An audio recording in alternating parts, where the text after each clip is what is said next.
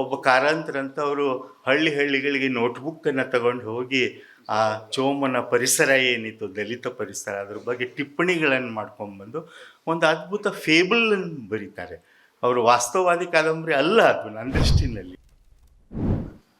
ಸ್ನೇಹಿತರೆ, ನಾನು ವಿಮರ್ಶೆಯನ್ನು ಬರೆಯೋಕ್ಕೆ ಆರಂಭ ಮಾಡಿದಾಗ ನನಗೆ ಅತ್ಯಂತ ಪ್ರೀತಿಯ ಒಂದು ಪ್ರೋತ್ಸಾಹ ದೊರೆತದ್ದು GS ಶಿವರುದ್ರಪ್ಪನವರಿಂದ. ಅವರು ಸಾಧನೆ ಅನ್ನುವಂತಹ ಒಂದು ಪತ್ರಿಕೆಯಲ್ಲಿ ನನ್ನ 2ನೇ ಲೇಖನವನ್ನು ಅವರು ಪ್ರಕಟಿಸಿದರು. ಇನ್ನೊಬ್ಬರು ನನ್ನ ಎದುರಿಗೆ ಕುಳಿತಂಥ ಶೂದ್ರ ಶ್ರೀನಿವಾಸ್ ಅವರು. ಹೀಗಾಗಿ GSS ಅವರ ನೆನಪಿನಲ್ಲಿರೋ ಈ ಕಾರ್ಯಕ್ರಮದಲ್ಲಿ ಭಾಗವಹಿಸಲು ನನಗೆ ತುಂಬ ಸಂತೋಷ ಅನ್ನಿಸ್ತಾ ಇದೆ. ನಾನು ನೇರವಾಗಿ ನನ್ನ ವಿಷಯಕ್ಕೆ ಬರ್ತಾ ಇದ್ದೇನೆ. ಇಲ್ಲಿವರೆಗೂ ಮಾತಾಡಿದಂಥ ನಮ್ಮ ಸ್ನೇಹಿತರು ಹೇಳಿರೋ ಮಾತುಗಳನ್ನು ಕೆಲವು ತಿಂಗಳ ಹಿಂದೆ ಬಂದಂಥ ಈ ಬಹುವಚನ ಪತ್ರಿಕೆಯ ವಿಶೇಷಾಂಕದಲ್ಲಿರೋ ಲೇಖನಗಳ ಜೊತೆಗೆ ನಾನು ನೆನಪು ಮಾಡಿಕೊಳ್ತಾ ಇದ್ದೆ. ಅದು ಒಂದು ರೀತಿಯ ವಿಷಾದಪೂರ್ಣ ವ್ಯಂಗ್ಯ ಅಂತ ನಿಮಗೆ ಅನಿಸ್ಬೋದು. ಈ ಮಾತನ್ನು ಮತ್ತು ಆ ಲೇಖನಗಳು ಅದರೊಳಗೆ ಸುಮಾರು 9-10 ಭಾಷೆಗಳಲ್ಲಿ ವಿಮರ್ಶೆಯ ಸ್ಥಿತಿ ಏನಿದೆ ಅನ್ನೋ ಲೇಖನಗಳಿವೆ. ಅವೆಲ್ಲವನ್ನು ಒಟ್ಟಿಗೆ ಇಟ್ಟು ನೋಡಿದಾಗ ನನಗೇನು ಅನ್ನಿಸ್ತು ಅಂದರೆ, ಹೌದಪ್ಪ, ಭಾರತ ನಿಜವಾಗ್ಲೂ ಒಂದು ರಾಷ್ಟ್ರ, ಇಲ್ಲಿ ತುಂಬ ಐಕ್ಯತೆ ಇದೆ, ಯಾಕೆಂದರೆ ಎಲ್ಲ ಭಾಷೆಗಳಲ್ಲೂ ವಿಮರ್ಶೆಯನ್ನು ಕೊಲ್ಲಲಾಗುತ್ತಿದೆ ಅನ್ನೋದು ಭಾಳ ಸ್ಪಷ್ಟವಾಗಿ ನನಗೆ ಅನ್ನಿಸ್ತು. ಈ ಸಂದರ್ಭದಲ್ಲಿ ನಿಂತ್ಕೊಂಡು ನಾವು ಈಗ ವಿಮರ್ಶೆಯ ಬಗ್ಗೆ ಮಾತಾಡ್ತಾ ಇದ್ದೀವಿ. ನಾನು ಉದ್ದಕ್ಕೂ ವಿಮರ್ಶೆಯನ್ನು ಕೇವಲ ಒಂದು ಕೃತಿ ಕೇಂದ್ರಿತ ಅಥವಾ ಸಮಾಜ ಕೇಂದ್ರಿತ ಇತ್ಯಾದಿಯಾಗಿ ನೋಡ್ತಾ ಇಲ್ಲ. ನಾನು ಅದನ್ನು ಒಂದು ಕ್ರಿಟಿಕಲ್ ಥಿಂಕಿಂಗ್ ಅಂತ ನಾವೇನು ಹೇಳ್ತೀವೋ, ಯಾವುದನ್ನು ಭಾಳ ಸೂಕ್ಷ್ಮವಾಗಿ ನಮ್ಮ ಗೆಳೆಯರು ನಮ್ಮ ಎದುರಿಗೆ ಪ್ರಸ್ತಾಪ ಮಾಡ್ತಾಯಿದ್ರು, ಅದಕ್ಕೆ ಒಂದು ಸಾಮುದಾಯಿಕವಾದಂಥ ಕಲೆಕ್ಟಿವ್ ಆದಂಥ ಒಂದು ಸ್ವರೂಪ ನಾವು ಕೊಟ್ಟು ಅದನ್ನು ನಾವು ವಿಮರ್ಶೆ ಅಂತ, ವಿಮರ್ಶಾತ್ಮಕ ಚಿಂತನೆ ಅಂತ ಕರೆಯೋದು ಬಹಳ ಇವತ್ತಿನ ಅವಶ್ಯಕತೆ ಆಗಿದೆ. ಅದು ರಾಜಕೀಯವಾಗಿರ್ಬೋದು, ಸಾಮಾಜಿಕವಾಗಿರ್ಬೋದು. ದಿನನಿತ್ಯದ ಬದುಕನ್ನು ನಾವು ಸಹನೀಯ ಮಾಡೋಕ್ಕೋಸ್ಕರನೂ ಕೂಡ ಈ ರೀತಿಯ ಚಿಂತನೆಯನ್ನು ನಮಗೆ ಬಹಳ ಅವಶ್ಯಕವಾಗಿದೆ. ಆ ರೀತಿಯಲ್ಲಿ ನಾನು ವಿಮರ್ಶೆ, ಕನ್ನಡ ವಿಮರ್ಶೆ ಬಗ್ಗೆ ಮಾತಾಡ್ತಾನೆ ನಾನು ಅದನ್ನು ವಿಸ್ತರಿಸಿ ನೋಡುವಂಥ ಒಂದು ಪ್ರಯತ್ನವನ್ನು ಮಾಡ್ತಾಯಿದ್ದೀನಿ. ಯಾಕೆಂದರೆ ನಾನು ಹೇಳಿರೋ ಆ ಲೇಖನಗಳಲ್ಲಿ ಮತ್ತು ಅವರು ಹೇಳಿರುವ ಮಾತುಗಳಲ್ಲಿ ಕೆಲವನ್ನ ನೀವು ಸಾಮಾನ್ಯ ಲಕ್ಷಣಗಳನ್ನು ಗಮನಿಸಿರ್ಬೋದು. ಒಂದು, ಪ್ರಭುತ್ವ ಅನ್ನೋದು ಮತ್ತು ಅದರ ಅಧೀನದಲ್ಲಿರುವಂಥ ಎಲ್ಲ ಸಂಸ್ಥೆಗಳು ಇವತ್ತು ಬಹಳ ತೀವ್ರವಾದಂಥ ಅಸಹನೆಯನ್ನು ನಾವು ಬೆಳೆಸ್ಕೊಂಡಿವೆ. ಎಂಥ ಇದು ಅಸಹನೆ ಅಂತಂದರೆ, ನಾನು ಯಾವ ಅತಿಶಯೋಕ್ತಿ ಇಲ್ಲದೇ ಅದು ಒಂದು ಫ್ಯಾಸಿಸ್ಟ್ ಒಂದು ರಾಷ್ಟ್ರ ಮತ್ತು ಸಮಾಜದ ನಿರ್ಮಾಣ ಆಗ್ತಾ ಇದೆ ಅನ್ನೋದು ನಮಗೆ ಭಾಳ ಸ್ಪಷ್ಟವಾಗಿ ಕಾಣೋ ಹಾಗೆ ಇದೆ. ಇಂಥ ವ್ಯವಸ್ಥೆಗಳು 2 ಕೆಲಸಗಳನ್ನು ಮಾಡ್ತವೆ. ಒಂದು, ಒತ್ತಾಯದ ಮೂಲಕ ತಾನು ಏನನ್ನು ಒಪ್ಕೊಳ್ಳುತ್ತೋ ನಂಬುತ್ತೋ ಅದನ್ನು ಪ್ರಭುತ್ವ ಅನ್ನೋದು ಎಲ್ಲರ ಮೇಲೂ ಹೇರುವ ಪ್ರಯತ್ನ ನಡೆಯುತ್ತೆ. ಇದಕ್ಕಿಂತಲೂ ಕಣ್ಣಿಗೆ ಕಾಣದ ಹಿಂಸೆ ಯಾವುದು ಅಂತಂದರೆ, ಅದು ಬೇರೆ ಬೇರೆ ತಂತ್ರಗಳನ್ನು ಬಳಸ್ಕೊಂಡು ನಮ್ಮ ಸಮ್ಮತಿಯನ್ನು ಅದು ಪಡೆದುಕೊಳ್ಳುತ್ತೆ. ಯಾವುದನ್ನು ಚಾಮ್ಸ್ಕಿ ಮತ್ತು ಅದಕ್ಕೆ ಅವ್ರಿಗಿಂತಲೂ ಮೊದಲು ಗ್ರಾಮ್ಶಿ ಏನು ಹೇಳಿದ್ನಲ್ಲ, ಪ್ರೊಡ್ಯೂಸಿಂಗ್, ಮ್ಯಾನುಫ್ಯಾಕ್ಚರಿಂಗ್ ಅವರ್ ಕನ್ಸೆಂಟ್ ಅಂತ, ನಾವೇ ಅದಕ್ಕೆ ಒಪ್ಪಿಗೆ ಕೊಡುವಂಥ ಒಂದು ಸಮ್ಮತಿ ಕೊಡುವಂಥದ್ದನ್ನು ಅದು ಸೃಷ್ಟಿ ಮಾಡುತ್ತೆ. ಇಂಥ ಸಂದರ್ಭದಲ್ಲಿ ಬಹಳ ಮುಖ್ಯವಾದದ್ದು ಯಾವುದು ನಮ್ಮ ಕೈಯಲ್ಲಿರುವಂಥ, ಅದನ್ನು ಆಯುಧ ಅಂತ ಕರೆಯಲ್ಲ ನಾನು, ಅದು ನಮ್ಮ ಕೈಯಲ್ಲಿರುವಂಥ ಒಂದು ಇನ್ಸ್ಟ್ರೂಮೆಂಟ್ ಯಾವುದು ಅಂತಂದರೆ ಅದು ವಿಮರ್ಶೆ.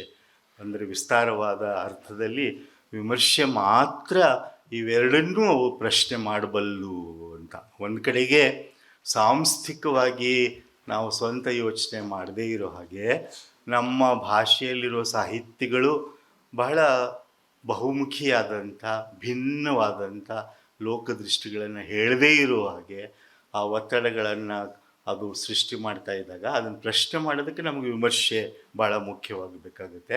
ಇನ್ನೊಂದು ಕಡೆಗೆ ಒಳಹೊಕ್ಕು ಏನು ನೋಡಬೇಕಾಗಿದೆ ಅಂದರೆ, ಯಾಕೆ ಈ ರೀತಿಯ ಒಂದು ಸಮ್ಮತಿಯನ್ನು ನಾವು ನಮ್ಮ ವಿರುದ್ಧವೇ ಇವತ್ತು ಕೊಡ್ತಾ ಇದ್ದೀವಿ ಅನ್ನೋದು ನಾನು ಆಗಲೇ ಹೇಳಿರೋ ಎಲ್ಲ ಲೇಖನಗಳಲ್ಲೂ ಅಲ್ಲೂ ಬರುತ್ತೆ. ಅದರಲ್ಲಿ ಅದನ್ನು ಆಗಲೇ ಮಾತಾಡಿದಂಥ ನಮ್ಮ ಸ್ನೇಹಿತರು, ಅದು ಕಾರ್ಪೊರೇಟ್ ಒಂದು ಬಂಡವಾಳಶಾಹಿ ಮಾಡುವಂಥ ಒಂದು ಕೆಲಸ. ಅದು ಭಾಳ ಸಾಮಾನ್ಯವಾಗಿಯೇ ಚರಿತ್ರೆ ನಮಗೆ ಹೇಳಿಕೊಟ್ಟಿದೆ ಅದನ್ನು ಹೀಗೆ ಮಾಡುತ್ತೆ ಅದು ಅನ್ನುವಂಥದ್ದನ್ನು.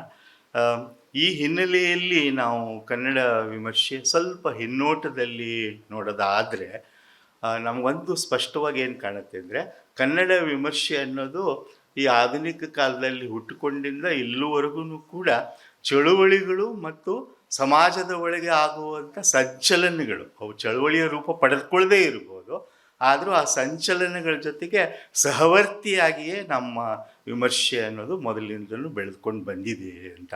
ನಾವು ನವೋದಯ ವಿಮರ್ಶೆಯನ್ನು ನೋಡಿದರೆ ಆ ಕಾಲದಲ್ಲಿ ಹುಟ್ಟಿದಂಥ ನಡೆದಂಥ ಭಾರತದ ಪುನರುತ್ಥಾನ, ರೆನೆಸಾನ್ಸ್ ಅಂತ ಕರಿತೀವಿ ನಾವು ಅದಕ್ಕೆ, ಅದರ ಜೊತೆಗೆ ಬಂದಂಥ ಅನೇಕ ಈ ಸಾಮಾಜಿಕ ಸುಧಾರಣೆಗಳ ಚಳುವಳಿಗಳು ನಡೆದವು, ಧಾರ್ಮಿಕ ಸಂಬಂಧಪಟ್ಟಂಥ ಸುಧಾರಣೆಗಳು ನಡೆದವು, ಸ್ತ್ರೀ ಪ್ರಶ್ನೆ ಅನ್ನೋದು ಭಾಳ ಮುಖ್ಯವಾಗಿ ದ ವುಮನ್ಸ್ ಕ್ವೆಶ್ಚನ್ ಅನ್ನುವಂಥದ್ದು ಆಗ ಮುನ್ನೆಲೆಗೆ ಬಂತು. ಇವೆಲ್ಲ ಏನು ಸಂಕಥನಗಳಿರ್ತಾವಲ್ಲ, ಡಿಸ್ಕೋರ್ಸಸ್ ಇರ್ತಾವಲ್ಲ, ಇದರ ಮಧ್ಯೆನೇ ನಮ್ಮ ನವೋದಯ ಅನ್ನುವಂಥ ಒಂದು ಸಾಹಿತ್ಯ ಹುಟ್ಕೊಳ್ತು.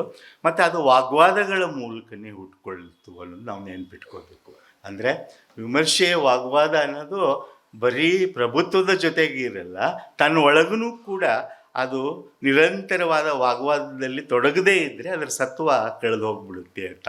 ಉದಾಹರಣೆಗೆ ಆ ಕಾಲದಲ್ಲಿ BM ಶ್ರೀ ಅವರು ಇಷ್ಟು ವರ್ಷಗಳ ಕಾಲ ನಾವು ಸಂಸ್ಕೃತದಿಂದ ಸತ್ವವನ್ನು ಪಡೆದುಕೊಳ್ತಾ ಇದ್ದೀವಿ, ಅದು ಸಾಕು ಇನ್ನು ಅಂತ ಘೋಷಣೆ ಮಾಡಿಬಿಟ್ಟು ನಾವು ಇನ್ಮೇಲೆ ಇಂಗ್ಲೀಷ್ನಿಂದ ಆ ಸತ್ವವನ್ನು ಪಡೆದುಕೊಳ್ತೀವಿ. ಅದ್ರ ಬಗ್ಗೆ ನಮ್ಮ ಭಿನ್ನಾಭಿಪ್ರಾಯ ಈಗಿದೆ. ನಮಗೆ ವಸಾಹತಶಾಹಿ ನಂತರ ಇಲ್ಲ ಅದು ಸರಿಯಾದ ಹೆಜ್ಜೆಯ ಅಂತ ದೊಡ್ಡ ಪ್ರಶ್ನೆಗಳು ನಮ್ಮಲ್ಲಿ ಇದ್ದರೂ ಕೂಡ ಆ ಹೇಳುವ ಒಂದು ವಾಗ್ವಾದದ ಒಂದು ಕ್ರಮ ಏನಿದೆ ಇಲ್ಲ ಇದು ಅಲ್ಲ, ನಮಗೆ ಇವತ್ತು ಭಿನ್ನವಾದಂಥದ್ದು, ಅದಕ್ಕೆ ಆಧುನಿಕತೆ ಅಂತ ಕರಿಬೋದು, ಬದಲಾವಣೆ ಅಂತ ಕರಿಬೋದು, ಆ ಕನ್ನಡವೇ ಬೇರೆ ಆಗಬೇಕು ಅನ್ನೋ ರೀತಿಯ ಆ ಒಂದು ವಾಗ್ವಾದ ಅಲ್ಲಿ ಹುಟ್ಕೊಂಡಿರುವಂಥದ್ದು. ಅದು ಬರೀ ಅವರೆಲ್ಲ, ನಾನು ಹೆಚ್ಚು ವಿಸ್ತಾರವಾಗಿ ಹೇಳಲಾರೆ ಇಲ್ಲಿ, ಆದರೆ ಇಲ್ಲಿ ಒಂದು ಹೇಳೋದಾದರೆ ಒಬ್ಬ AR ಕೃಷ್ಣಶಾಸ್ತ್ರಿ ಅಂಥವರೇನೆ ಕೂಡ ಸಂಸ್ಕೃತ ನಮಗೆ ಏನು ಅನ್ಯಾಯ ಮಾಡಿದೆ ಅನ್ನೋದನ್ನು ಒಂದು ಸಾಹಿತ್ಯ ಸಮ್ಮೇಳನದಲ್ಲಿ ಹೇಳೋಕ್ಕೆ ಸಾಧ್ಯ ಆಗಿರೋದನ್ನು ನಾವು ನೆನಪಲ್ಲಿ ಇಟ್ಕೋಬೇಕು.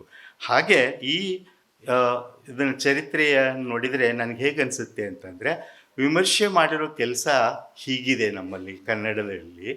ಸಮಾಜದ ವಾಸ್ತವಗಳಲ್ಲಿ ಏನು ಹೊಸ ಸತ್ಯಗಳು ಹುಟ್ಕೊಳ್ತಾವೋ ಅವುಗಳನ್ನು ಸೃಜನಶೀಲ ಕೃತಿಗಳ ಮೂಲಕ ಪಡೆದುಕೊಂಡು ವಿಮರ್ಶೆ ಅವುಗಳನ್ನು ಸೂಕ್ಷ್ಮಗೊಳಿಸಿದೆ ಅಂತ.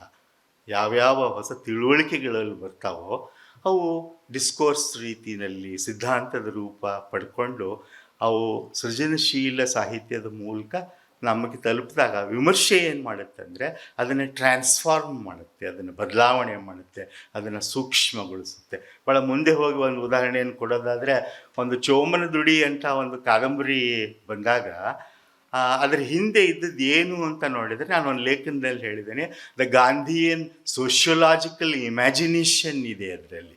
ಕರುಣೆ ಇತ್ಯಾದಿ ಎಲ್ಲ ಒಂದು ಸೋಷಿಯೋಲಾಜಿಕಲ್ ಇಮ್ಯಾಜಿನೇಷನ್ನೇ ಅದರ ಹಿಂದೆ ಇದೆ. ಯಾಕೆ ಹೀಗಿದೆ ಅನ್ನುವಂಥ ಪ್ರಶ್ನೆ ಅದರೊಳಗೆ ಬರುತ್ತೆ. ಆದರೆ ಕನ್ನಡ ವಿಮರ್ಶೆ ಅಲ್ಲಿಂದ ಶುರು ಹಾಕ್ಕೊಂಡು ಅದು ಪ್ರಕಟ ಆದಮೇಲಿಂದ ಇಲ್ಲಿವರೆಗೂ ಏನೇನು ಮಾಡ್ತಾ ಹೋಯಿತು ಅಂದರೆ, ಅದರ ಜೊತೆಗೇ ಒಂದು ದೊಡ್ಡ ವಾಗ್ವಾದವನ್ನು ಹೂಡುತ್ತಲ್ಲ. ಚೋಮನನ್ನು ನಾವು ಒಪ್ಕೊಳ್ಳೋಕ್ಕಾಗತ್ತಾ? ಆಗಲ್ಲ. ಯಾಕೆಂದರೆ ಅವನು ಚೋಮ ಎಂಥವನಾಗಿ ಅದರೊಳಗೆ ಒಂದು ಕಡೆಗೆ ನಮ್ಮ ಎದುರಿಗೆ ಬಂದು ನಿಲ್ತಾನೆ ಅಂತಂದರೆ ಅದನ್ನು ಚಾಲೆಂಜ್ ಮಾಡಿ ಆ ಜಾತಿ ವ್ಯವಸ್ಥೆಯನ್ನು ಪ್ರಶ್ನೆ ಮಾಡುವಂಥವನಲ್ಲ ಅವನು. ಅದಕ್ಕೆ ತಗ್ಗಿ ಹೋಗಬೇಕಾಗಿರುವಂಥವನಾಗಿದ್ದರಿಂದ ನಾವು ಇನ್ನೊಂದು ದಲಿತ ವ್ಯಕ್ತಿತ್ವವನ್ನು ನಿರ್ಮಾಣ ಮಾಡಬೇಕು ಅಂತ ಅದನ್ನು ಮುಂದೆ ನಮ್ಮ ಕನ್ನಡ ಮಾಡ್ತಾ ಹೋಗುತ್ತೆ. ಇದು ನನಗನ್ಸುತ್ತೆ, ಇದು ನಮ್ಮ ವಿಮರ್ಶೆ ನಡೆ ಹೀಗಿದೆ ಅಂತ ಅಲ್ಲಿ ಹುಟ್ಕೊಳ್ಳುತ್ತೆ ಒಂದು ವಾಸ್ತವ. ಒಬ್ಬ ಕಾರಂತರ ಅಂತವರು ಹಳ್ಳಿಗಳಿಗೆ ನೋಟ್ಬುಕ್ಕನ್ನು ತಗೊಂಡು ಹೋಗಿ ಆ ಚೋಮನ ಪರಿಸರ ಏನಿತ್ತು ದಲಿತ ಪರಿಸರ ಅದ್ರ ಬಗ್ಗೆ ಟಿಪ್ಪಣಿಗಳನ್ನು ಮಾಡ್ಕೊಂಡ್ಬಂದು ಒಂದು ಅದ್ಭುತ ಫೇಬಲನ್ನು ಬರೀತಾರೆ. ಅವರು ವಾಸ್ತವವಾದಿ ಕಾದಂಬರಿ ಅಲ್ಲ ಅದು, ನನ್ನ ದೃಷ್ಟಿನಲ್ಲಿ ಅದು ಒಂದು ಫೇಬಲ್. ಅದು ಅಷ್ಟು ಸಣ್ಣ ಒಂದು ಗಾತ್ರದಲ್ಲಿ ದೊಡ್ಡ ಪ್ರಶ್ನೆಗಳನ್ನು ಕೇಳಕ್ಕೆ ಸಾಧ್ಯವಾಗುತ್ತೆ. ಆದರೆ ವಿಮರ್ಶೆ ಏನು ಮಾಡುತ್ತಂದರೆ ತನ್ನ ಜವಾಬ್ದಾರಿಯನ್ನು ನಿರ್ವಹಿಸಿಕೊಂಡು ಅದನ್ನು ಪ್ರಶ್ನೆ ಮಾಡುತ್ತೆ. ಈ ವ್ಯಕ್ತಿತ್ವ, ಈ ಥರದ ದಲಿತ ವ್ಯಕ್ತಿತ್ವ ನಮ್ಗೆ ಬೇಕಾ ಅಂತ ಮುಂದಿನ ತಲೆಮಾರುಗಳಲ್ಲಿ ನಾವು ಅದನ್ನು ದಲಿತ ಬರಹದಲ್ಲಿ ಕಾಣಕ್ಕೆ ಸಾಧ್ಯ ಆಗಿದೆ. ಇದು ಎಲ್ಲದರೊಳಗೂ ಆಗಿದೆ ಅಂತ ನನಗೆ ಅನಿಸುತ್ತೆ. ಇದು ನಮ್ಮ ಕನ್ನಡ ವಿಮರ್ಶೆ ಮಾಡಿರುವಂಥದ್ದು. ಇದು ಒಂಥರ ದ್ವಿಮುಖವಾದಂಥದ್ದು. ಸಮಾಜ ಅನ್ನೋದು ಒಂದು ವಾಸ್ತವಗಳನ್ನು ಕೊಡುತ್ತೆ, ಅದರ ಮೇಲಿನ ಒಂದು ತಿಳುವಳಿಕೆ ಹುಟ್ಕೊಳ್ಳುತ್ತೆ. ಆ ತಿಳುವಳಿಕೆಯನ್ನು ತನ್ನ ವಾಗ್ವಾದಗಳ ಮೂಲಕ, ತನ್ನ ಭಿನ್ನ ಅಭಿಪ್ರಾಯಗಳ ಮೂಲಕ ವಿಮರ್ಶೆ ಅದನ್ನು ಸಮುದಾಯಕ್ಕೆ ವಾಪಸ್ ಕೊಡುತ್ತೆ ಅಂತ. ಇದು ಸಾಧ್ಯ ಯಾಕಾಯಿತು ಅಂದರೆ, ಮತ್ತೆ ಅವ್ರು ಹೇಳಿರೋ ಮಾತಿಗೆ ಹೋಗೋದಾದರೆ, ಒಂದು ಲಿಟರರಿ ಕಲ್ಚರ್ ಅನ್ನುವಂಥದ್ದು, ಒಂದು ಸಾಹಿತ್ಯ ವಲಯ, ಸಮುದಾಯ ಅನ್ನೋದು ಆವಾಗ ನಮಗೆ ಸಾಧ್ಯ ಆಯಿತು. ಇಲ್ಲದ್ರೆ ಈ ಕೃತಿಗಳು ಬರೋದು ಅಸಾಧ್ಯ ಇತ್ತು ಅಂತ ನನಗನ್ಸುತ್ತೆ. ಕುವೆಂಪು ಅವರ ಅಂಥ ಕಾದಂಬರಿಗಳು ಅದ್ರೊಳಗೆ ಎಷ್ಟು ರ್ಯಾಡಿಕಲ್ ಗುಣ ಇದೆ ಅಂತಂದರೆ, ಪ್ರಶ್ನೆ ಮಾಡೋದಷ್ಟೇ ಅಲ್ಲ, ಒಂದು ರೀತಿ ಇಡೀ ನಮ್ಮ ಸಾಂಸ್ಕೃತಿಕ ನೆನಪುಗಳಿಗೂ ಪ್ರಶ್ನೆ ಮಾಡುವಂಥದ್ದು. ಹೇಗೆ ಸಾಧ್ಯ ಆಯಿತು ಅಂತಂದರೆ, ಒಂದು ಲಿಟ್ರರಿ ಕಲ್ಚರ್, ಬರೀ ಓದೋರು ಬರೆಯೋರು ಅಂಥವರ ಒಂದು ಗುಂಪು ಅಂತ ನಾನು ಕರೀತಾ ಇಲ್ಲ. ನಾನು ಆಗಲೇ ಹೇಳಿದಾಗೆ ಈ ಸಂಕಥನಗಳು ಸಾಹಿತ್ಯದಲ್ಲಿ ಹುಟ್ಕೊಂಡು ಬಂದಾಗ ಅದರ ಸ್ವೀಕರಣ ಆಗ್ಬೋದು, ತಿರಸ್ಕರಣ ಆಗ್ಬೋದು, ಪ್ರಶ್ನೆ ಆಗ್ಬೋದು, ಅದು ಮುಕ್ತವಾಗಿ ನಡೆಯುವಂಥ ಒಂದು ಲಿಟರರಿ ಕಲ್ಚರ್ ಸಣ್ಣದಾಗಿದ್ದರೂ ಕೂಡ ಉದ್ದಕ್ಕೂ ನಮ್ಮ ವಿಮರ್ಶೆ ಹಿಂದೆ ಇದೆ. ಈಗಿನ ಟ್ರಾಜಡಿ, ದುರಂತ ಏನು ಅಂತಂದರೆ, ಆ ಲಿಟರರಿ ಕಲ್ಚರ್ ಅನ್ನೋದು ನಾಶವಾಗಿ ಹೋಗ್ತಾ ಇದೆ ಅಂತ. ಅದು ಒಂದು ಬಹಳ ವಿಚಿತ್ರ ಸಂಗತಿ. ಸಂಖ್ಯೆಯ ದೃಷ್ಟಿಯಿಂದ ಅಪಾರ ಸಂಖ್ಯೆಯ ಕೃತಿಗಳು ಹುಟ್ಕೊಳ್ತಾ ಇವೆ.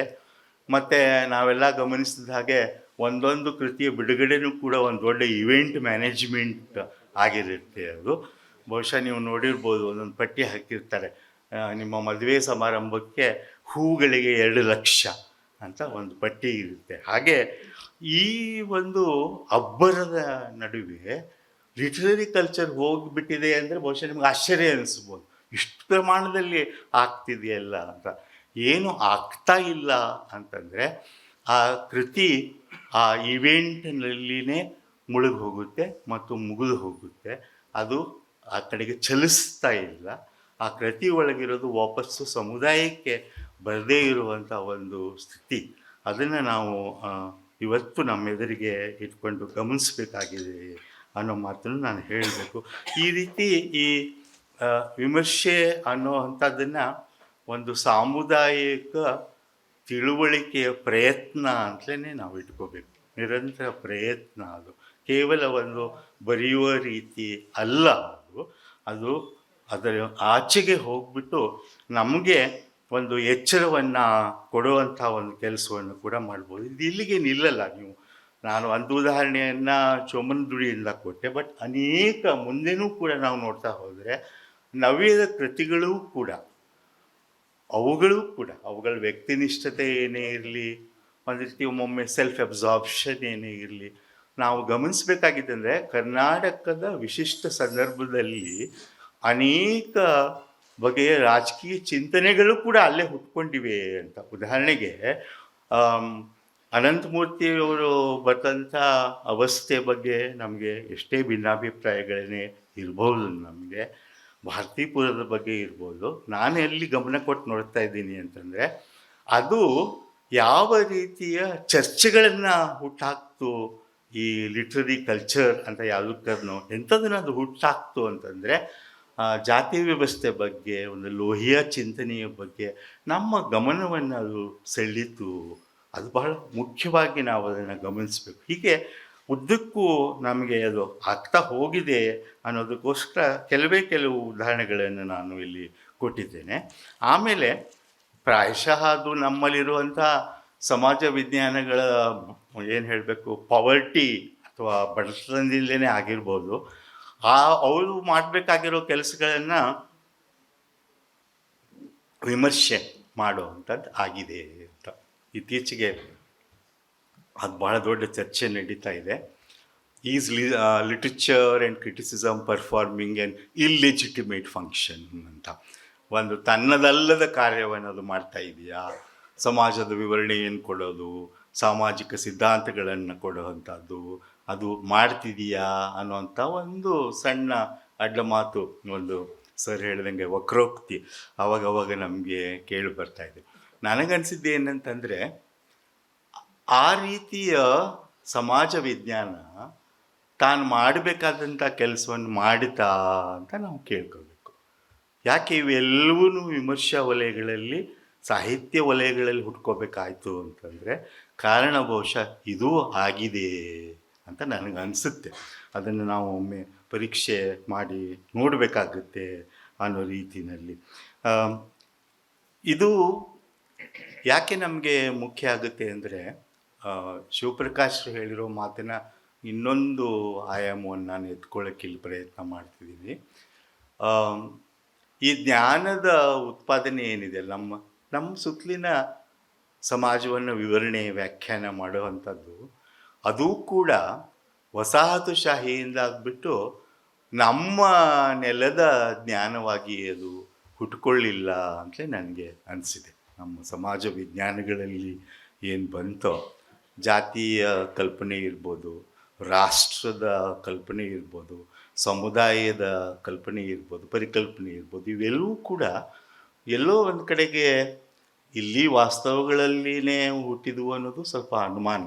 ಅದಕ್ಕಿಂತಲೂ ಅಪಾಯಕಾರಿಯಾಗಿ ಬಹುಶಃ ಏನಾಯಿತು ಅಂತಂದರೆ, ಯುರೋಪ್ ಕೇಂದ್ರಿತವಾದಂಥ ಇನ್ನೆಲ್ಲಿಯೋ ಸಂದರ್ಭದಲ್ಲಿ ಹುಟ್ಟಿರುವಂಥ ಆ ಪರಿಕಲ್ಪನೆಗಳ ಮೂಲಕ ನಾವು ನಮ್ಮನ್ನೇ ವ್ಯಾಖ್ಯಾನ ಮಾಡ್ಕೊಳ್ಳೋಕೆ ಶುರು ಮಾಡಿದ್ವಿ, ನಮ್ಮ ಸಮುದಾಯವನ್ನು ವ್ಯಾಖ್ಯಾನ ಮಾಡ್ಕೊಳ್ಳೋಕೆ ಶುರು ಮಾಡಿದ್ವಿ. ಆವಾಗ ಅದನ್ನು ತಿದ್ದುವ ಕೆಲಸವನ್ನು ಸ್ವಲ್ಪ ಮಟ್ಟಿಗಾದರೂ ಒಂಚೂರು ಆಚೆಗೆ ಕ್ರಾಸಿಂಗ್ ದಿ ಬೌಂಡ್ರಿ ಅಂತೀವಲ್ಲ, ಇಲ್ಲಿ ಏನು ಅಂದ್ಕೊಂಡಿದ್ವಿ, ಇಲ್ಲಿ ಯಾವ ರೀತಿಯ ಅನುಭವ ಅನ್ನೋದು ನಮ್ಮ ಸಮಾಜದ ಸಮುದಾಯಗಳಿಗೆ ಬಂದಿತ್ತು ಅನ್ನೋದನ್ನು ಸಾಹಿತ್ಯ ಮತ್ತು ವಿಮರ್ಶೆಗಳನ್ನೇ ತೋರಿಸ್ಬೇಕಾದಂಥ, ಪ್ರತಿಪಾದಿಸಬೇಕಾದಂಥ ಒಂದು ಸಂದರ್ಭ ಕೂಡ ನಮ್ಮಲ್ಲಿ ಇದೆ ಅನ್ನೋದನ್ನು ನಾವಲ್ಲಿ ಗಮನಿಸಬೇಕಾಗುತ್ತೆ. ಇಲ್ಲಿ ಕೆಲವು ಟಿಪ್ಪಣಿಗಳನ್ನು ನಾನು ನವ್ಯ ಮತ್ತು ವಿಮರ್ಶೆ ಬಗ್ಗೆ ಮಾಡಿದ್ದೆ, ಅದನ್ನು ನಾನು ಇಲ್ಲಿ ಪ್ರಸ್ತಾಪ ಮಾಡ್ತಾ ಇಲ್ಲ. ನೇರವಾಗಿ ಇಲ್ಲಿ ನಾವು ನಮ್ಮ ಸಂದರ್ಭವನ್ನು ಇನ್ನೊಂದು ಸ್ವಲ್ಪ ವಿವರವಾಗಿ ನೋಡೋದಾದರೆ, ಒಂದು ದೊಡ್ಡ ಪಲ್ಲಟ ಹಾಗೂ ಮನ್ವಂತರದ ನಡುವೆ ಇವತ್ತು ನಾವು ನಿಂತ್ಕೊಂಡಿದ್ದೀವಿ ಅನ್ನೋದು ಬಹುಶಃ ಎಲ್ಲರಿಗೂ ಸ್ಪಷ್ಟವಾಗಿದೆ ಅಂತ ನಾನು ಅಂದ್ಕೊಂಡಿದ್ದೀನಿ.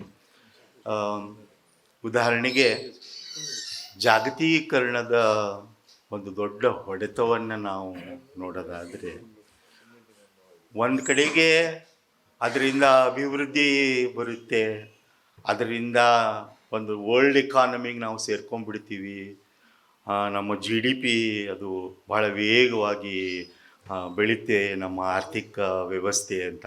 ನಾನು ಮೊನ್ನೆ ತಮಾಷೆ ಮಾಡಿ ಹೇಳ್ತಾ ಇದ್ದೆ, ಎಷ್ಟು ವೇಗವಾಗಿ ಬೆಳೀತಾ ಇದೆ ಅಂದರೆ ಯಾರ ಕೈಗೂ ಸಿಗ್ತಾ ಇಲ್ಲ ನಮಗದು ಅರ್ಥವ್ಯವಸ್ಥೆ, ಆ ಪ್ರಕಾರವಾಗಿ ಬೆಳೀತಾ ಇದೆ ಅದು. ಈ ಎಲ್ಲ ನಮ್ಮ ಗ್ರಹಿಕೆಗಳೇನಿವೆಯಲ್ಲ, ಇವು ವಾಸ್ತವ ಅಲ್ಲ ಅಂತ ನಮ್ಮ ಅನುಭವಕ್ಕೆ ಬಂದರೂ ಕೂಡ ಯಾಕೆ ನಾವು ಅವನ್ನ ಪ್ರಶ್ನೆ ಮಾಡ್ತಾ ಇಲ್ಲ, ಯಾಕೆ ನಾವು ಅದನ್ನು ಪ್ರಶ್ನೆ ಮಾಡ್ತಾ ಇಲ್ಲ, ಯಾಕೆ ಇದು ಇಲ್ಲಿಯ ಒಂದು ಅರ್ಥವ್ಯವಸ್ಥೆಯನ್ನು ನಾಶ ಮಾಡುತ್ತೆ ಅನ್ನೋಂಥ ನಾವು ಯಾಕೆ ಅದನ್ನು ಇವತ್ತು ಮಾಡ್ತಾ ಇಲ್ಲ. ಆಗಲೇ ನಾನು ಹೇಳಿದೆ, ಪ್ರಭುತ್ವಕ್ಕೆ ಬೇಕಾಗಿರೋ ಒಂದು ಜಾಗತೀಕರಣದ ಕಲ್ಪನೆ ಏನಿದೆಯೋ, ಹೀಗೇ ಇರಬೇಕು, ಹೀಗೆ ಆರ್ಥಿಕತೆ ಇರಬೇಕು ಅನ್ನೋವಂಥದ್ದು ಚಲಾವಣೆಗೆ ಬಂದುಬಿಟ್ಟು ಆ ಮಾಧ್ಯಮಗಳ ಮೂಲಕ, ನಮ್ಮ ಸಾಮಾಜಿಕ ಮಾಧ್ಯಮಗಳ ಮೂಲಕ ಅದು ಕಾಮನ್ ಸೆನ್ಸ್ ಆಗಿಬಿಟ್ಟಿದೆ ಅಂತ ಒಪ್ಪಿಗೆ ಕೊಟ್ಟು, ಅದು ಕಾಮನ್ ಸೆನ್ಸ್ ಹೌದಲ್ಲ ಅನ್ನೋವಂಥ ಒಂದು ಸ್ಥಿತಿಗೆ ನಾವು ಬಂದಿರುವಾಗ ಮತ್ತೆ ನಾವು ಎಲ್ಲಿ ಇದರ ಪ್ರತಿರೋಧವನ್ನು ಕಾಣ್ತಿದ್ದೀವಿ ಇವತ್ತು ಅಂತಂದರೆ, ನನಗನ್ನಿಸುತ್ತೆ ನಮ್ಮ ಸಾಹಿತ್ಯ ಕೃತಿಗಳಲ್ಲಿ, ನಮ್ಮ ಕಾವ್ಯದಲ್ಲಿ ಕಾಣ್ತಾ ಇದೆ. ವಿಮರ್ಶೆ ಅದನ್ನು ಇವತ್ತು ಗಟ್ಟಿಯಾಗಿ ಹಿಡಿದುಕೊಂಡು ಆ ಪ್ರತಿರೋಧವನ್ನು ಕಟ್ಟಬೇಕಾಗಿದೆ ಅನಿಸುತ್ತೆ. ಮೊನ್ನೆಯ 2-3 ಸಂಕೀರ್ಣಗಳಲ್ಲಿ ಇಂಥ ಇದಕ್ಕಿಂತಲೂ ಭಾಳ ದೊಡ್ಡ ಸಂಕೀರ್ಣದಲ್ಲಿ ದೆಹಲಿಯಲ್ಲಿ ಭುವನೇಶ್ವರ್ನಲ್ಲಿ ಒಂದು ಆಲ್ ಇಂಡಿಯಾ ಎಂಪ್ಲಾಯೀಸ್ ಅವರ ಒಂದು ದೊಡ್ಡ ರಾಷ್ಟ್ರೀಯ ಸಮಾವೇಶಕ್ಕೆ ಹೋಗಿದ್ದೆ ನಾನಲ್ಲಿ. ಅಲ್ಲಿ ಕನ್ನಡದ ನಮ್ಮ ಕಮಲಾಕರ್ ಕಡವೆಯವರು ಬೇರೆ ಬೇರೆ ಭಾಷೆಗಳಿಂದ ಮಾಡಿರೋ ಪದ್ಯಗಳ ಅನುವಾದಗಳಿವೆ. ಅದನ್ನು ನಾನು ಸ್ವಲ್ಪ ಸಂಗ್ರಹವಾಗಿ ಅಲ್ಲಿ ಓದಿದಾಗ ನನಗೇನು ಅನ್ನಿಸ್ತಂದರೆ, ಜಾಗತೀಕರಣದ ಅಪಾಯಗಳ ಬಗ್ಗೆ, ಅದು ಹೇಗೆ ಇವತ್ತು ಕೋಮುವಾದದ ಜೊತೆಗೆ ಸೇರಿಕೊಂಡಿದೆ ಅನ್ನೋದ್ರ ಬಗ್ಗೆ ನಾವು ಎಷ್ಟು ಭಾಷಣಗಳನ್ನು ಮಾಡ್ಬೋದೋ ಅದನ್ನು ಒಂದು ಪದ್ಯ ಹೇಗೆ ಹೇಳೋಕ್ಕೆ ಸಾಧ್ಯ ಆಗುತ್ತೆ ಅಂತ. ಜಸಿಂತಾ ಅವರು ಬರೆದಿರೋ ಪದ್ಯದ 4 ಸಾಲು ನಿಮ್ಮ ಎದುರಿಗೆ ಹೇಳಬೇಕು. ನಾನು ಯಾಕೆ ಹೇಳ್ತಿದ್ದೀನಿ ಅಂದರೆ, ಆ ಪ್ರತಿರೋಧ ಮತ್ತು ವಿಮರ್ಶೆ ಅದು ಇವತ್ತೂ ಕೂಡ ನಮ್ಮ ಕಾವ್ಯದಲ್ಲಿನೇ ಅದು ಹುಟ್ಕೊಂಡು ಬರ್ತಾ ಇದೆ ಅನ್ನೋದಕ್ಕೋಸ್ಕರ ಅವ್ರು ಹೇಳ್ತಾರೆ. ಆದಿವಾಸಿಗಳ ಬಗ್ಗೆ ಬರೆದಿರುವಂಥ ಎಲ್ಲೋ ಬೆಟ್ಟಗಳ ಮೇಲಿರೋರು ಅಂತ ಗುಡ್ಡಗಾಡು ನಿವಾಸಿಗಳ ಬಗ್ಗೆ ಒಂದು ಪದ್ಯ ಇದೆ. 4 ಸಾಲು ಹೇಳ್ತೀನಿ. ನಮ್ಮ ಗುಡ್ಡಗಾಡಿನ ಜನ ಗುಡ್ಡಗಾಡುಗಳಲ್ಲಿರುವಂಥ ನೀರನ್ನೇ ಕುಡಿಯುತ್ತಾರೆ. ನಿಮ್ಮ ಸರ್ಕಾರದ ಸರ್ಕಾರಿ ಪಾನಿ ಇಲ್ಲಿಗೆ ತಲುಪುವುದೇ ಇಲ್ಲ. ನಮ್ಮ ಗುಡ್ಡಗಾಡಿನ ಮಕ್ಕಳು ಶಾಲೆಯಲ್ಲಿ ಏನು ಓದಬೇಕು ಅನ್ನೋ ದಿಗ್ಭ್ರಮೆಯಲ್ಲಿದ್ದಾರೆ. ಯಾಕೆಂದರೆ ಅವರಿಗೆ ಅರ್ಥವಾಗುವ ಭಾಷೆಯಲ್ಲಿರುವ ಶಿಕ್ಷಣ ಇಲ್ಲಿಗೆ ತಲುಪುವುದೇ ಇಲ್ಲ.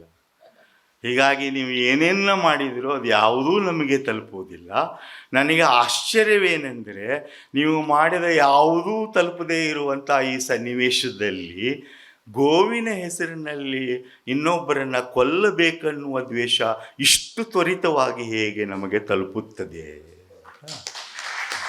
ಅದನ್ನು ಅವರಲ್ಲಿ ಕೇಳ್ತಾರೆ.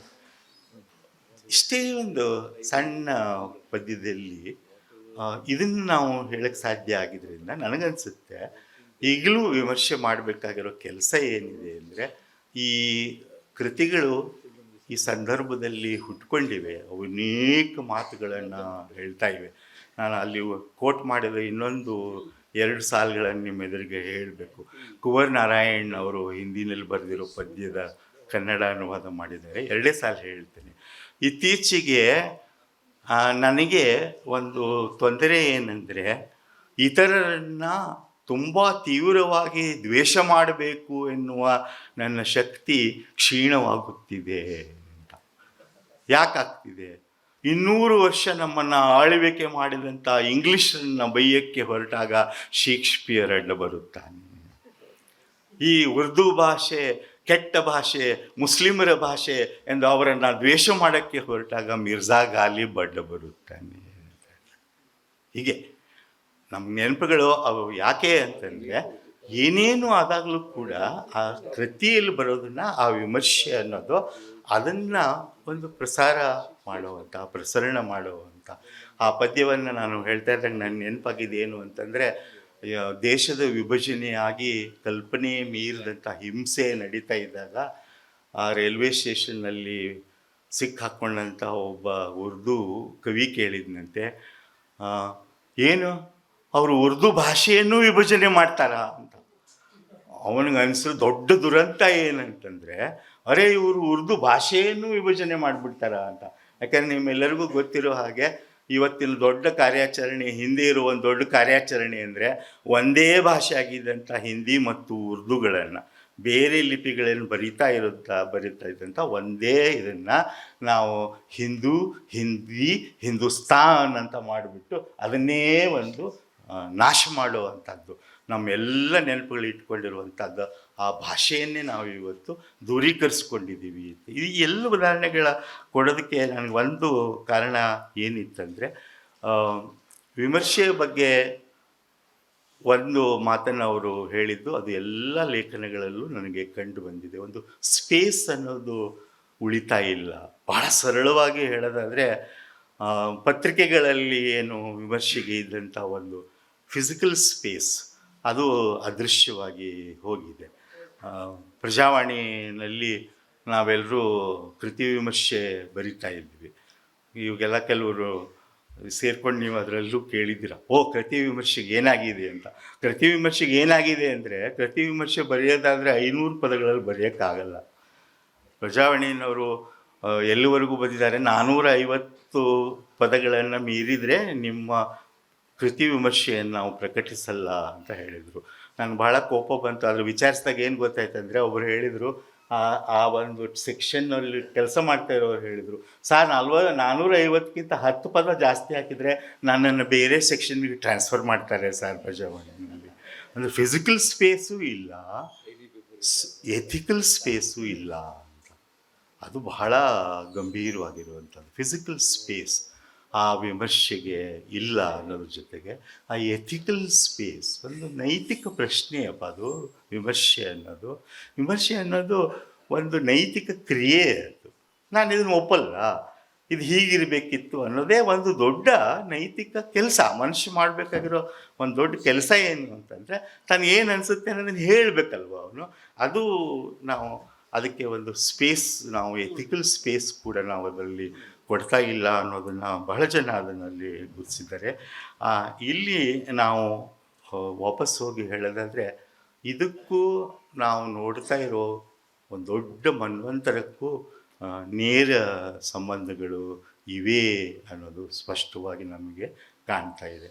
ಯಾಕೆಂದರೆ ನಮಗೆ ಅರ್ಥ ಆಗಿಲ್ಲ, ಆದರೆ ಪ್ರಭುತ್ವ ಏನು ಅರ್ಥ ಮಾಡ್ಕೊಂಡಿದೆ ಅಂತಂದರೆ, ಕಾವ್ಯದಲ್ಲಿರೋ ಪ್ರತಿರೋಧಕ್ಕೂ ಬೀದಿಯ ಮೇಲೆ ಆಗಬಹುದಾದ ರಾಜಕೀಯ ಪ್ರತಿರೋಧಕ್ಕೂ ನೇರ ಸಂಬಂಧ ಇದೆ ಅಂತ ಪ್ರಭುತ್ವ ಅರ್ಥ ಮಾಡ್ಕೊಂಡಿದೆ. ಯಾಕೆ ಇವರನ್ನು ನಾವು ಇವತ್ತು ಇವ್ರ ಮೇಲೆ ಯಾಕೆ ನಾವು ಕ್ರಮ ಕೈಗೋಬೇಕಾಗಿದೆ ಅಂತಂದರೆ, ಅದು ಬೀದಿಯಲ್ಲಿ ಏನು ಪ್ರತಿರೋಧ ನಡೆಯುತ್ತೋ ಅದು ಕಾವ್ಯದಲ್ಲಿರೋ ಪ್ರತಿರೋಧದ ಅದೇ ರಕ್ತ ಹಂಚ್ಕೊಂಡಿರೋದ್ರಿಂದ ಆ ಕೆಲಸ ಆಗ್ತಾ ಇದೆ. ಇದು ನಾವು ಇವತ್ತು ನೋಡಬೇಕಾಗಿದೆ ಅನ್ನುವಂಥದ್ದು ನಾನು ನಿಮ್ಮೆದುರಿಗೆ ಇಡಬೇಕಾಗಿರುವಂಥ ಮಾತು.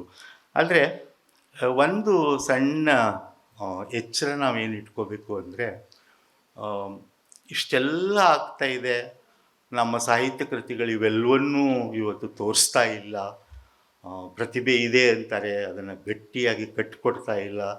ಯಾಕೆ ಶಿವಪ್ರಕಾಶರ ಕಾವ್ಯದ ಆಚೆಗೆ ಎಷ್ಟೋ ಸಂಗತಿಗಳ ಒಂದು ನಮೂದು ಕೂಡ ಆಗ್ತಾ ಇಲ್ಲ ಇತ್ಯಾದಿ ಹೇಳುವಾಗ ಒಂದು ಸಣ್ಣ ಎಚ್ಚರ ನಾವೇನು ಇಟ್ಕೋಬೇಕಂದ್ರೆ, ಅದು ಒಂದು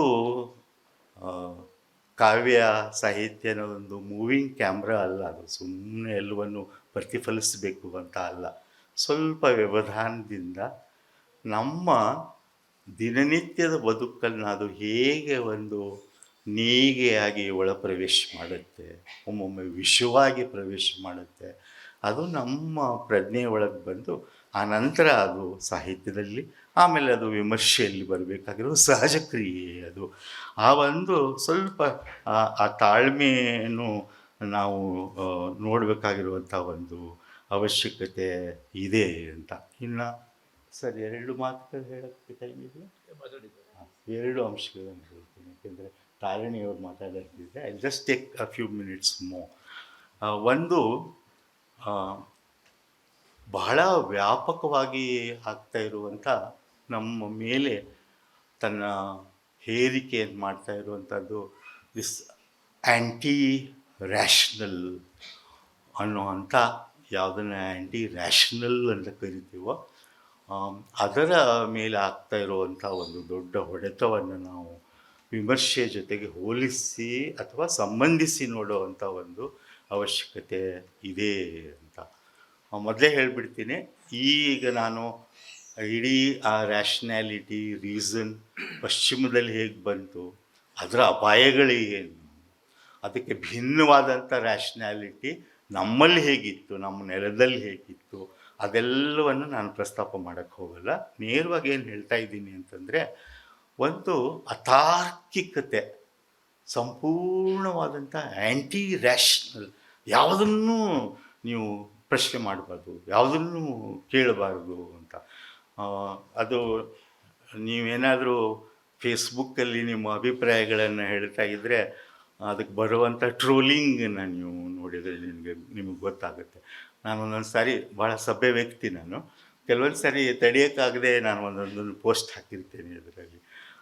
ಎಲ್ಲ ದೇಶಗಳಲ್ಲೂ ಇವತ್ತು ಬಲಪಂಥೀಯ ಒಂದು ಚಿಂತನೆಯನ್ನು ಹರಡ್ತಾ ಇರೋರು ಎಲ್ಲರೂ ಹಂಪಿನಲ್ಲಿ ಸೇರಿದರು ಮೊನ್ನೆ ಅಂತ ಬಂತು. ನನಗೆ ತಾಳಕ್ಕಾಗದೇನೆ ಕೆಳಗೇನು ಬರೆದೆ, ಓಹೋ ಈಗ ನಿಜವಾಗಲೂ ಹಂಪಿ ಹಾಳು ಹಂಪಿಯಾಗಿದೆ ಅಂತ ಬರೆದು ಒಂದು ಅರ್ಧ ಗಂಟೆಯಲ್ಲಿ ನೀನು ಅವೆಲ್ಲ ವರ್ಡ್ಸನ್ನು ಇಲ್ಲಿ ಹೇಳೋಕ್ಕಾಗಲ್ಲ. ಕನ್ನಡದ ಅತಿ ಕಲರ್ಫುಲ್ ಆದಂಥ ಬೈಗುಳುಗಳು ಬಂತು. ಅಲ್ಲಿಗೂ ನಿಲ್ಲದೇನೆ ನನ್ನ ಅಕ್ಕ ತಾಯಿ ಅವರೆಲ್ಲರ ಶರೀರದ ಭಾಗಗಳ ಬಗ್ಗೂ ಕೂಡ ಟ್ರೋಲಿಂಗ್ ಆಗ್ತಾಯಿತ್ತು. ಇದೆಲ್ಲವನ್ನು ಒಪ್ಕೊಳ್ತೀವಿ ಯಾಕೆ? Why is it such a permissive society? Why is this accepted? Why are we allowing it? Even without a small whimper of disagreement, why are we accepting it? ಯಾಕೆ ಇದನ್ನು ನಾವು ಒಪ್ಕೊಳ್ಳುವಂಥ ಒಂದು ಅತಾರ್ಕಿಕವಾದಂಥ ಸ್ಥಿತಿಗೆ ಬಂದಿದ್ದೀವಿ ಅನ್ನೋದನ್ನು ನಾವು ಇವತ್ತು ಬಹಳ ಗಂಭೀರವಾಗಿ ಅದನ್ನು ನಾವು ಇವತ್ತು ಯೋಚನೆ ಮಾಡಬೇಕಾಗಿದೆ.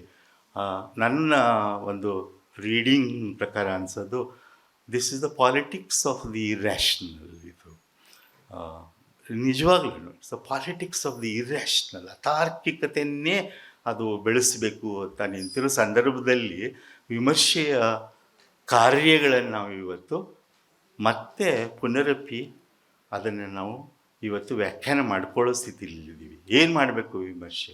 What should be the function of criticism ಅನ್ನೋದನ್ನು ನಾವು ಮತ್ತೆ ಯಾಕೆ ಕೇಳಬೇಕಾಗಿದೆ ಅಂತಂದರೆ, ಇಂಥ ಒಂದು ಅತಾರ್ಕಿಕವಾದಂಥ ಒಂದು ಸ್ಥಿತಿ, ಇದನ್ನು ನಾವು ಹೇಗೆ ಎದುರಿಸೋದು, ಹೇಗೆ ಅದನ್ನು ನಾವು ನಿಭಾಯಿಸೋದು, ನಿರ್ವಹಿಸೋದು ಅನ್ನೋದು ನಮ್ಮ ಎದುರಿಗೆ ಇರುವಂಥದ್ದು ಭಾಳ ದೊಡ್ಡದಾದಂಥ ಒಂದು ಸವಾಲು ಆಗಿದೆ ಅಂತ ಅಂದ್ಕೊಂಡಿದ್ದೇನೆ. ಇಷ್ಟೆಲ್ಲ ಹೇಳಿದ ಮೇಲೂ ಕೂಡ ಕನ್ನಡತನ ಅನ್ನೋದು ಇವತ್ತು ನಾವೆಲ್ಲರೂ ಒಪ್ಕೊಳ್ಳೋ ಹಾಗೆ ಅದು ಚಾರಿತ್ರಿಕ ವಾಸ್ತವ ಅಂದರೆ ತುಂಬ ಅದ್ರ ಬಗ್ಗೆ ಪ್ರಶ್ನೆಗಳು ಎತ್ಕೊಳ್ತವೆ. ನಾವು ಏನಂತ ಅಂದ್ಕೋಬೇಕಂದ್ರೆ ಅದು ಒಂದು ಕನ್ಸ್ಟ್ರಕ್ಟ್, ಒಂದು ನಾವು ಕಟ್ಕೊಂಡಿದ್ದೀವಿ ನಮ್ಮ ನೆನಪುಗಳ ಮೂಲಕ, ನಮ್ಮ ಕೃತಿಗಳ ಮೂಲಕ ಒಂದು ಕನ್ನಡತನ ಅನ್ನೋದನ್ನು ನಾವು ಒಂದನ್ನು ಕಟ್ಕೊಂಡಿದ್ದೀವಿ. ಅದಕ್ಕೂ ಒಂದು ಆರೋಗ್ಯಕರವಾದಂಥ ಒಂದು ಅಸ್ತಿತ್ವ ಇದೆ ಕನ್ನಡತನ ಅನ್ನೋದಕ್ಕೆ. ನನಗನ್ಸುತ್ತೆ ಅದು ಕನ್ನಡತನ ಅನ್ನುವಂಥದ್ದು ಎರಡು ಕೆಲಸಗಳನ್ನು ಮಾಡ್ಕೊಂಬಂದಿದೆ. ಅದು ನಾನೇನು ಅದನ್ನು ರೊಮ್ಯಾಂಟಿಸೈಸ್ ಮಾಡಿ ಹೇಳ್ತಾ ಇಲ್ಲ. ಉದಾಹರಣೆಗಳಿವೆ, ಸಾಕ್ಷಿಗಳಿವೆ. ಒಂದು ಅಧಿಕಾರದ ಕೇಂದ್ರಗಳನ್ನು ಪ್ರಶ್ನೆ ಮಾಡುವಂಥದ್ದು ಅದು ಮಾಡ್ಕೊಂಡು ಬಂದಿದೆ ಅಂತ. ಒಬ್ಬ ಪಂಪ ಈ ಇಳಾನಾಥರು ಏನು ಅನ್ನೋದನ್ನು ಅವನು ಹೇಳದಂಥದ್ದಾಗಲಿ, ಅಲ್ಲಿಂದ ಶುರು ಮಾಡಿಕೊಂಡು ಒಬ್ಬ ಬಸವ ನೆಲನಾಳ್ದನ ಹೆಣವ ಅದನ್ನು ಕೊಳ್ಳೋರು ಯಾರೂ ಇಲ್ಲ ಅಂತ ಅನ್ನೋದು, ಇದೆಲ್ಲ ನೋಡಿದರೆ ಸುಮ್ಮನೆ ನಾವು ಅಲ್ಲಿ ಇಲ್ಲಿ ಹೆಕ್ಕಿ ತಗೊಳ್ತಿದ್ದೀವಿ ಅಂತ ಅಲ್ಲ. ಅದು ನನಗೆ ಅನಿಸುತ್ತೆ ಅದು ಚಾರಿತ್ರಿಕವಾಗಿ ಗಟ್ಟಿಯಾಗಿ ಒಂದು ಬೆಳೆದ್ಕೊಂಡ್ಬಂದಿದ್ದು ಅಧಿಕಾರ ಕೇಂದ್ರಗಳನ್ನು ಅದು ಪ್ರಶ್ನೆ ಮಾಡುವಂಥದ್ದು. ಈಗ ಅದು ಅತ್ಯಂತ ಅಗತ್ಯ ಆಗಿ ಎಲ್ಲವರೆಗೂ ಬಂದಿದೆ ಅಂದರೆ ನಮ್ಮ ಅಸ್ತಿತ್ವವೇ ಅದರ ಮೇಲೆ ನಿಂತಿದೆ ಇವತ್ತು. ಆ ಅಧಿಕಾರ ಕೇಂದ್ರಗಳನ್ನು ನಾವು ಪ್ರಶ್ನೆ ಮಾಡದೇ ಇದ್ದರೆ ನಮಗೆ ಅಸ್ತಿತ್ವವೇ ಇಲ್ಲ ಅನ್ನುವಂಥ ಸನ್ನಿವೇಶದಲ್ಲಿರೋದ್ರಿಂದ ನಾವು ಆ ದೊಡ್ಡ ಅರ್ಥದ ವಿಮರ್ಶೆ ಅದರೊಳಗೆ ನಾವು ಅದನ್ನು ಒಪ್ಪಿಕೊಳ್ಳೇಬೇಕು. ಅದು ನಮ್ಗೆ ಬೇಕೇ ಬೇಕು ಅನ್ನೋ ಅಂಥದ್ದು ಒಂದು. ಎರಡನೇದೇನೆಂದರೆ ಈ ಏಕ ಒಂದು ಒಂದು ಒಂದು ಅನ್ನೋ ಅಂಥದ್ದು ಏನಿದೆ, ಅದನ್ನು ಕೂಡ ಕನ್ನಡ ಯಾವಾಗಲೂ ವಿರೋಧಿಸಿಕೊಂಡೇ ಬಂದಿದೆ. ನಮಗೆ ಒಂದು ಕನ್ನಡ ಅನ್ನೋ ನಮ್ಮ ಕವಿರಾಜ ಮಾರ್ಗದಲ್ಲೇ ಇಲ್ಲ, ಹಲವು ಕನ್ನಡಗಳು ಅಂತಲೇ ಇದೆ ಅಲ್ವಾ. ಯಾವಾಗಲೂ ಅದು ಒಂದು ನಮಗೆ ಅನಿವಾರ್ಯ ಸ್ಥಿತಿಯಾಗಿತ್ತು ಅಂತ. ನೀವು ಬರೀ ನಮ್ಮ ಜಿಯೋಪಾಲಿಟಿಕಲ್ ಒಂದು ಸಿನೇರಿಯೋ, ಕನ್ನಡ ನಾಡು, ಕನ್ನಡ ಮಾತಾಡೋರು ಇದ್ದದನ್ನು ಸುತ್ತಮುತ್ತ ನೋಡಿದರೆ ನಿಮ್ಗೆ ಗೊತ್ತಾಗ್ಬಿಡುತ್ತೆ. ಅದು ಯಾವಾಗಲೂ ಬಹುಮುಖಿ ಬಹುತ್ವವನ್ನೇ ಒಪ್ಕೊಂಡು ಬಂದಿರುವಂಥದ್ದು. ಈಗ ಅದನ್ನು ನಾವು ಏನು ಮಾಡ್ತಾಯಿದ್ದೀವಿ ಅಂತಂದರೆ ಭಾಳ ಒತ್ತಾಯಪೂರ್ವಕವಾಗಿ ಒಂದು ಏಕ ಸಂಸ್ಕೃತಿ ಅನ್ನುವಂಥದ್ರೊಳಗೆ ತೋರಿಸೋಕ್ಕೆ ಪ್ರಯತ್ನ ಪಡ್ತಿದ್ದೀವಿ. ಇದಕ್ಕೆ ಹೊಂದಿಕೊಂಡಿರುವಂಥ ಮೂರನೇ ಹಾಗೂ ನನ್ನ ಕೊನೆಯ ಮಾತು ಏನು ಅಂತಂದರೆ, ಅದನ್ನು ರಾಷ್ಟ್ರ ಅನ್ನೋದರ ಹೆಸರಲ್ಲಿ ನಾವು ಮಾಡ್ತಾಯಿದ್ದೀವಿ. ಅದು ಕನ್ನಡ ಪದವೂ ಅಲ್ಲ, ಕನ್ನಡ ಪರಿಕಲ್ಪನೆಯೂ ಅಲ್ಲ. ನಮಗೆ ನಾಡು, ಮನೆ, ಹಳ್ಳಿ ಇವು ವಾಸ್ತವವೇ ಹೊರತು ಏಕ ಅನ್ನುವಂಥದ್ದು ಅಲ್ಲ ಅನ್ನುವಂಥದ್ದು.